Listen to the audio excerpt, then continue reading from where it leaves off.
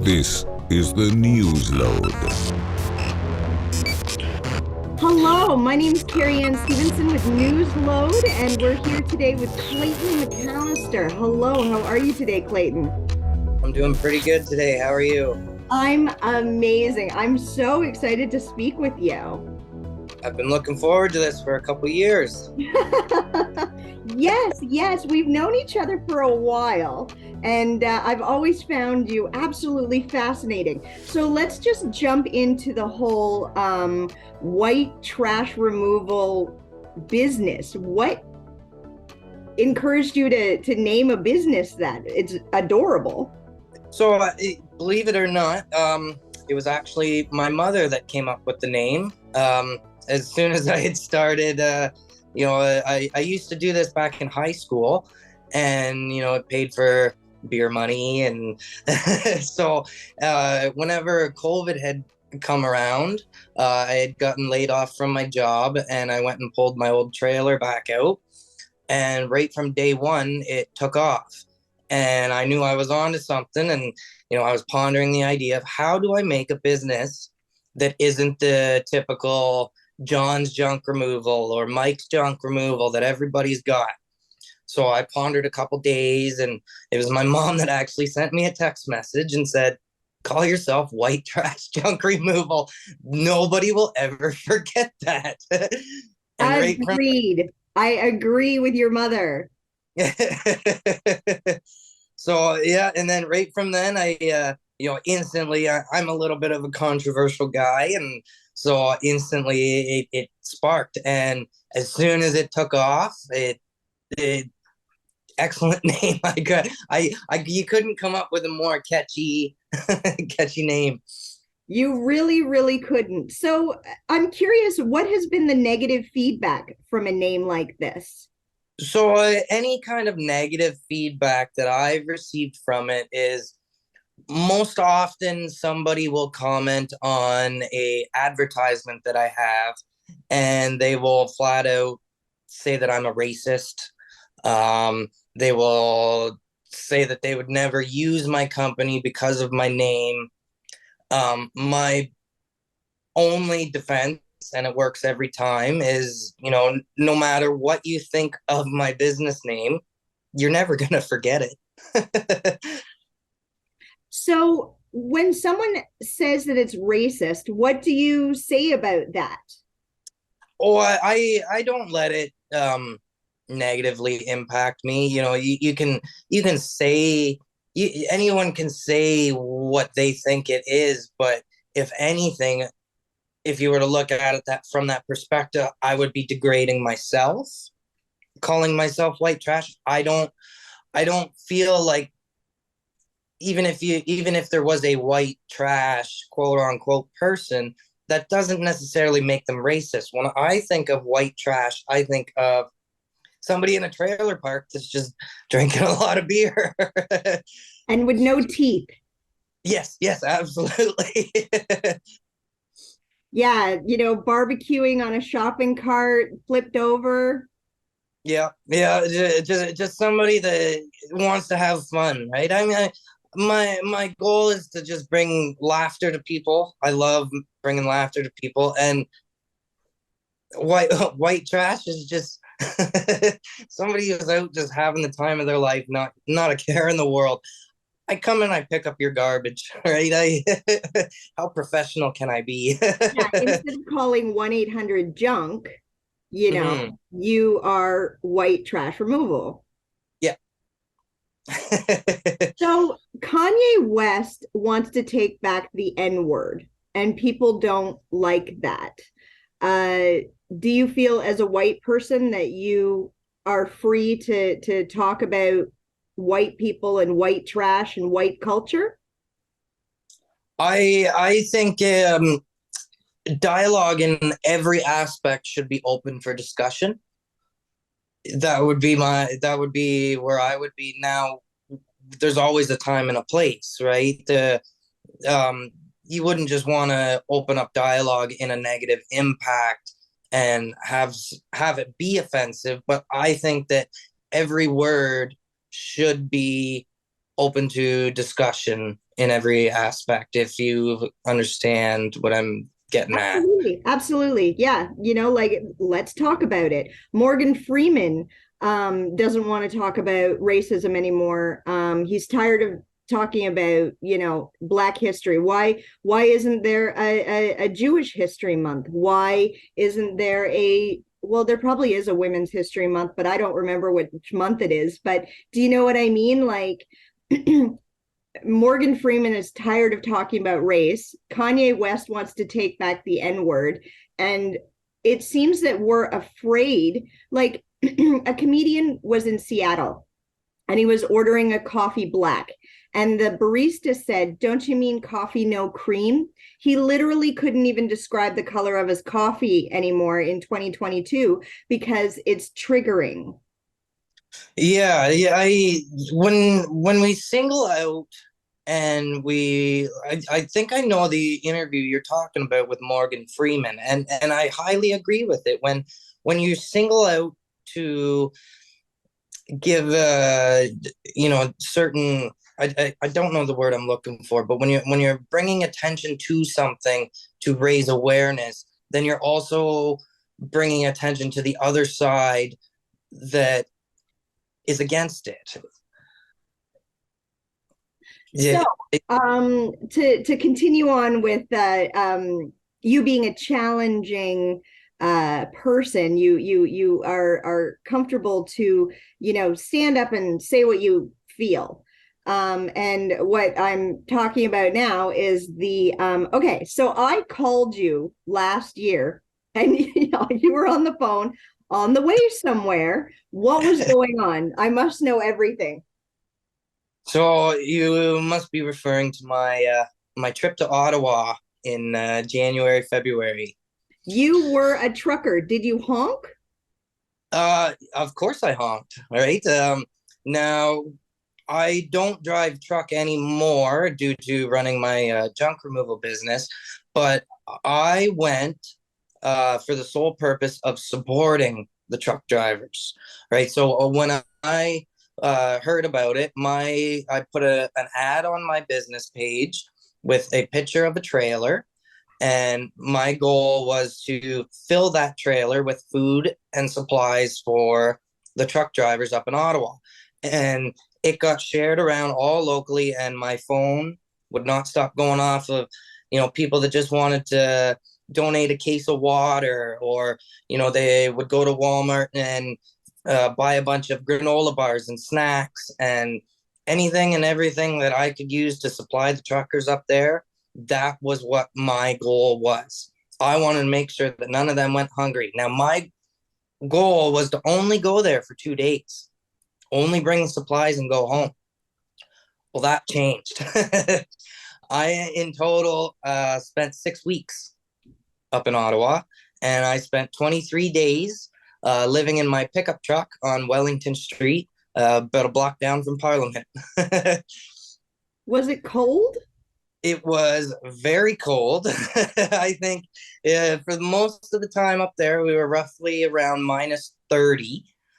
So I Degrees put a Celsius. Degrees Celsius. Celsius. So I put about 500 idle hours on my pickup truck. It was cold. So the police were pleasant with you? Oh, the police were excellent. On the first weekend we were there, I think that they were kind of expecting, your typical let's get loud and make our point protest. So as we were there, they had their chests puffed out, and they were ready for whatever they thought we were going to throw at them. But after the first weekend, when they realized that we were just having a big tailgate, everybody's feeding everybody's hanging out, we hadn't had a chance to be social with anybody and make any friends for 2 years, and all of that came out of Ottawa. I've made thousands of new friends. I talk to the thousands of people every day that I went to Ottawa with, and some of the most amazing people I've ever met in my life, from every single race, culture, every single sexuality. It was everybody got along, everybody worked as a team, and we built our own community. And then within the whole city of Ottawa, every block had their own community, and we all took care of each other in any way, shape, or form that was needed. Whether You it was created a little village, eh? Like a little hut strip yes, crew. yes, yes, and if you needed anything, it was there. You know, if there was people up there, you know, they had to make payments on their truck, and a truck payment $4,000 or $5,000, and you know they said that they had to go home, they couldn't make their payments, so instantly Yeah, like strange. bank accounts were being locked. Like you guys were getting, practically imprisoned in the open. Yes, I had my bank accounts frozen. I had all of my business accounts frozen, and it had even gone as far as a different bank account that I share with my family for the farm. That got frozen, and we were unable to make our mortgage payments. So what'd you do? I think it was my parents that took more of that kind of strategic route, because Mom sounds like a saint, if I may say. She sounds like a little homemaker farmer's wife who, disciplines the boys with a spaghetti spoon and knows how to run her farm. She sounds like a brilliant woman. yes, my mother is an angel. As much as she might drive me nuts sometimes, I Oh, absolutely oh, love. oh, they know how to pull all the trigger buttons, eh? It's just like, oh, remember when like wet your bed at 5? Yeah, I remember. Yes, my mother is the hardest working woman I've ever met in my life. She is up at the morning, 6 o'clock, and she's out running the tractor, taking care of the dogs, all the way until she goes to bed every day. How old is she now? She actually just had her recent birthday in December, and I think she turned 29. Good answer. You're a good son. Good for you. Okay, so some more difficult questions if you don't mind my asking. Please feel free to pass, move on if you don't want to answer, but my editor has insisted that I ask some of these questions if you don't mind. Again, I wrote a note. I envisioned you when I called you and you were like, "Yeah, I'm going to Ottawa," and I was like, "What?"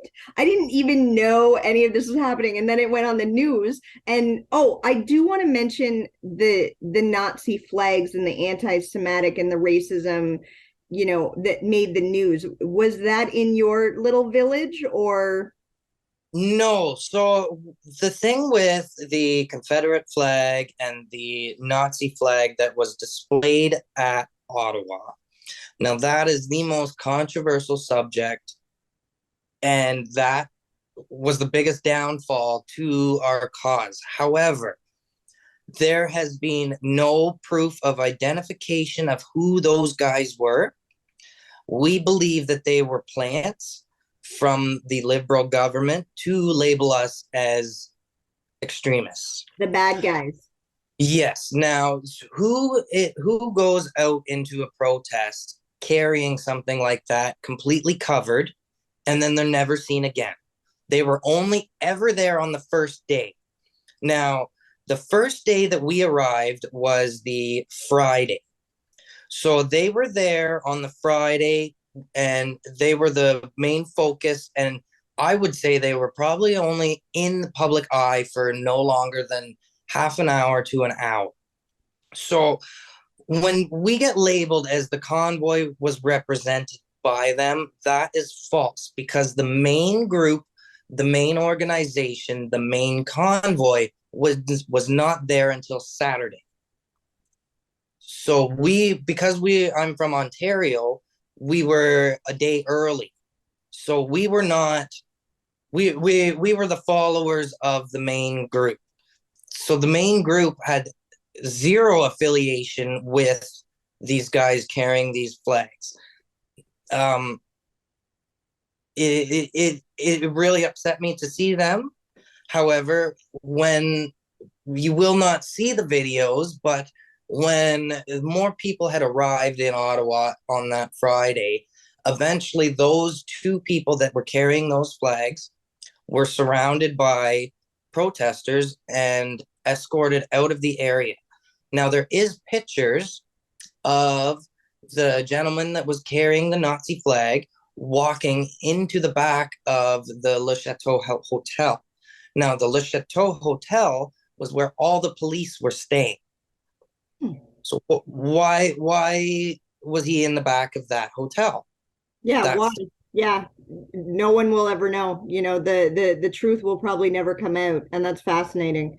Were you around when people were lighting things in people's lobbies and such? So that was also another issue that was portrayed on us as the convoy, but even mainstream media had come out and said that those people that lit the lobby on fire had zero connection with the convoy. Same with the lady that was dancing on the tomb of the unknown soldier. If mainstream media has come out, and that was our biggest battle, was against the mainstream media. If they had come out and said that no, these events did not have any ties to the convoy, then that would be their biggest downfall of having to admit that, and they did. Okay, so my editor asks, what do you say to the citizens of Ottawa who feel that they're the true victims of your protest? To them, I would apologize for the couple days of honking that we had. I would apologize for the disruption that we caused. But if the capital was in Winnipeg, we would have gone to Winnipeg. If the capital was in Montreal, we would have gone to Montreal. The damage that Ottawa caused the country does not compare to the 3 weeks that we honked our horns in Ottawa. The division that Ottawa created around the country does not compare to the division that Ottawa citizens felt, right? A lot of local Ottawa citizens were down there supporting us. I had people from hotels, well, not hotels, but they were like hotels, but then living quarters above. I had tons of them come down. They would give us beer. They say, we support you guys. What people also need to realize too is the surges of the protests were on the weekends. That's when the most people were there. Now you're going to have your most surge of local people.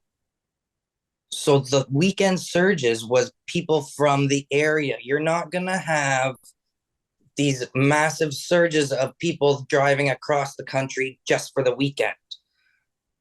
The people that come from across the country were the ones that stayed the whole time.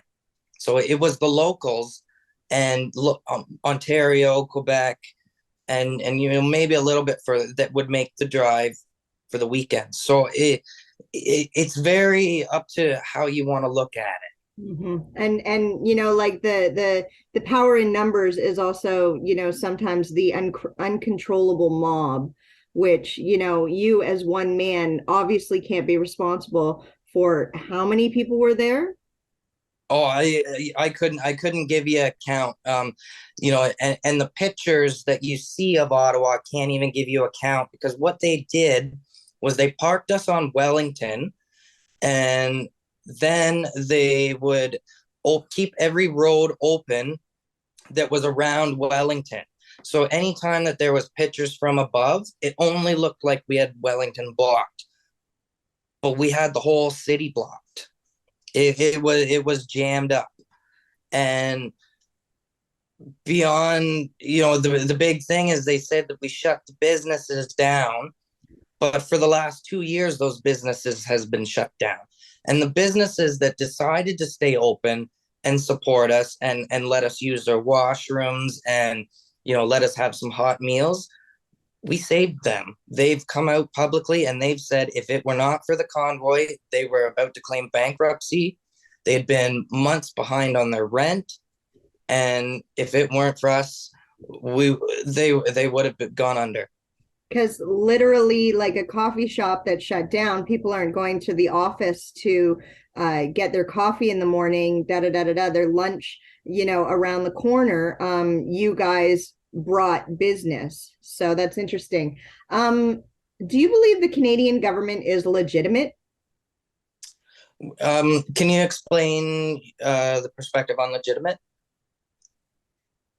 I guess honest, making good decisions for their country people? No, I do not. And I would have never realized or thought otherwise if I did not go to Ottawa. I my whole life had thought that the government would have had best interests in the people, but from what I witnessed and seen in Ottawa, there was no interest. There was no I'd never been called names like Mr. Trudeau had called us names, other than for my business name.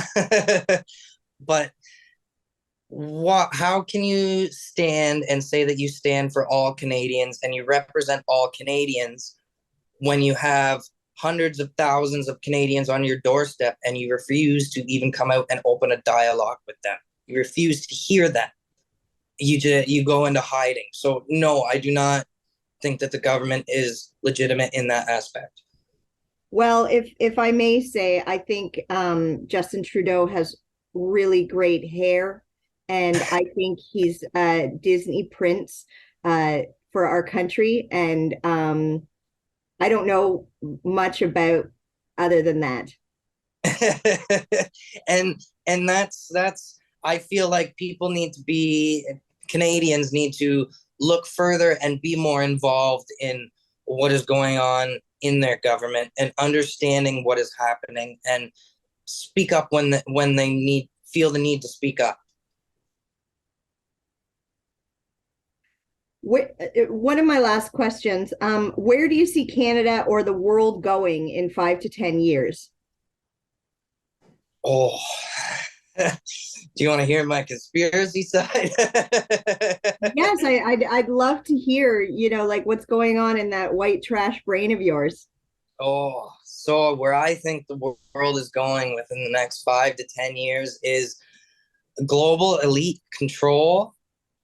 I think that they really messed up by they really exposed themselves for who they are with allowing them to freeze our bank accounts at the snap of a finger. It really exposed how easily where they can say, if we do not agree, we will make you agree. We will make you comply.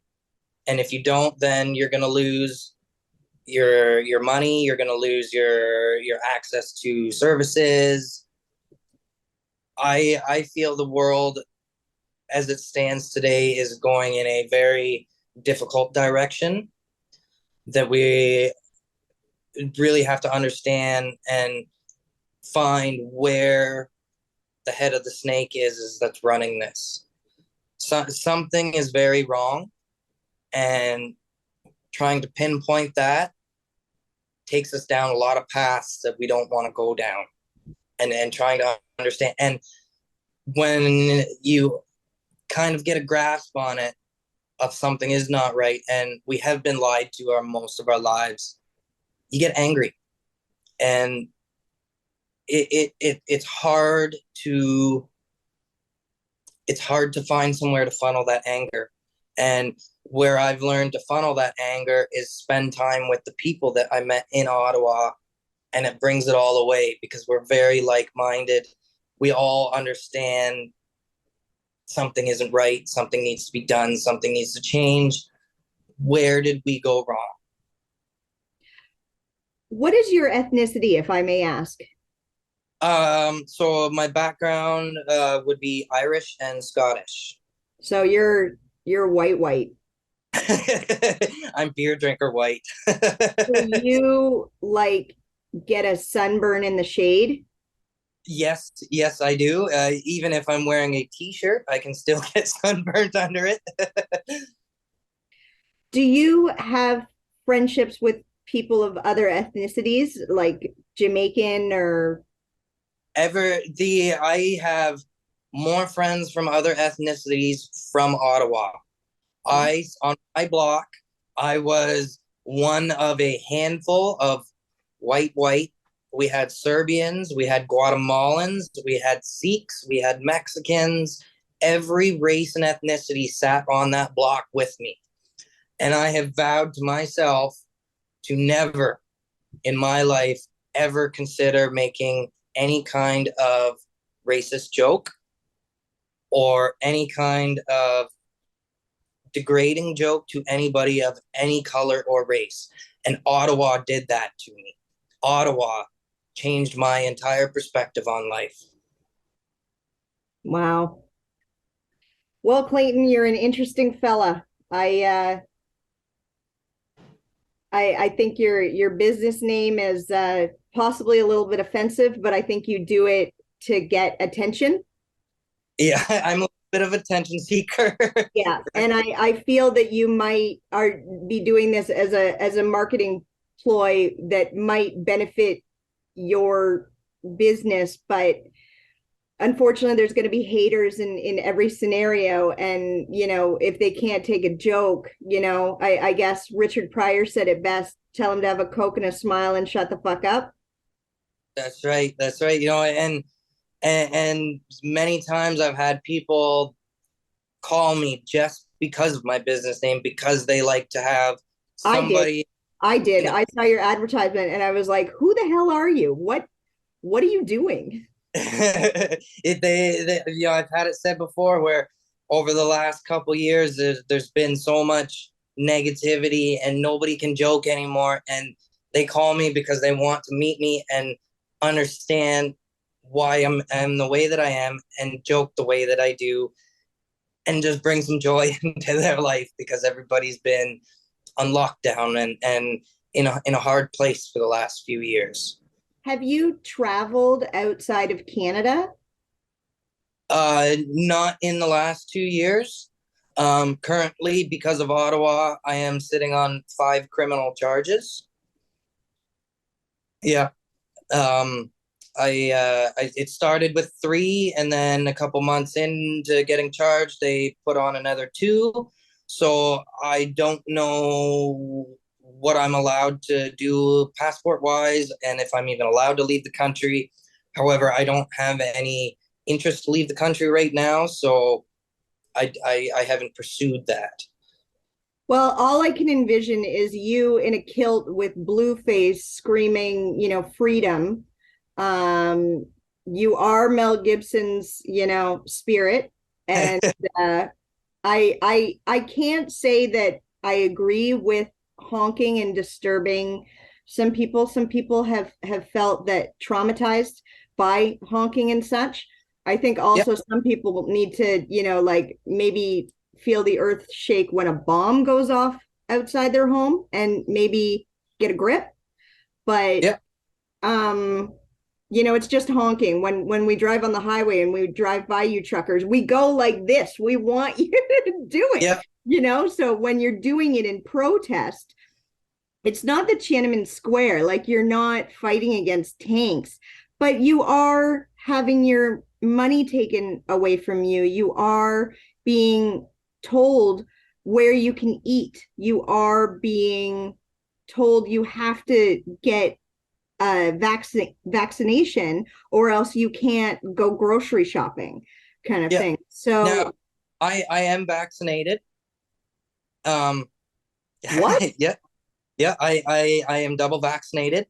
You're not triple and quadruple and booster and anymore. Chipped. But yeah, no, and that was a big controversy because I spent a total of about 19 days in my truck with a gentleman from BC who was not vaccinated. So that is a story that he is able to share, that it wasn't just unvaccinated people there. A lot of us were vaccinated. Now, when it comes to the honking, I would like to say, yes, it was loud, but no, we did not do it through the middle of the night. And when the court order came in, or the injunction came in to stop the honking for the 10 days, we stopped the honking. And I would challenge anybody out there during those 10 days to share a video of us honking during those injunction days. Do you know how to play the bagpipes? I do not. I can play a little guitar and I can blow a didgeridoo a little bit, A but didgeridoo? Oh my God, a spit stick? Come on. but no bagpipes. I do like the sound though. You totally should learn. You make a lot of money at funerals. Yeah, I consider learning, but as a smoker, my lung power, I don't think is fully there. Well, you should quit smoking. That's the first rule. Well, Clayton, you're a weirdo. I don't understand you, and I'm very confused. But thank you for farming and making food for us local people. We need it. And thank you for fighting for us. We may not want it, but you're trying anyway.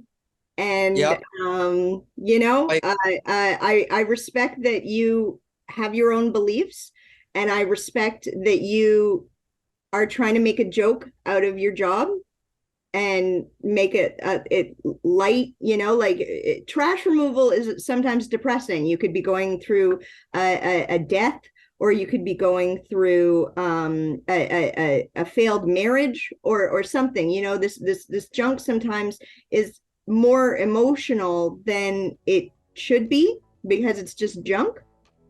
But thank you for your time. Thank you for your opinion, and thank you for letting me see from a trucker's point of view what this was like, because I was just at home, you know, working and in my own little bubble, and tailgating seems nice, but you know, Nazis are not, and anti-Semites are not.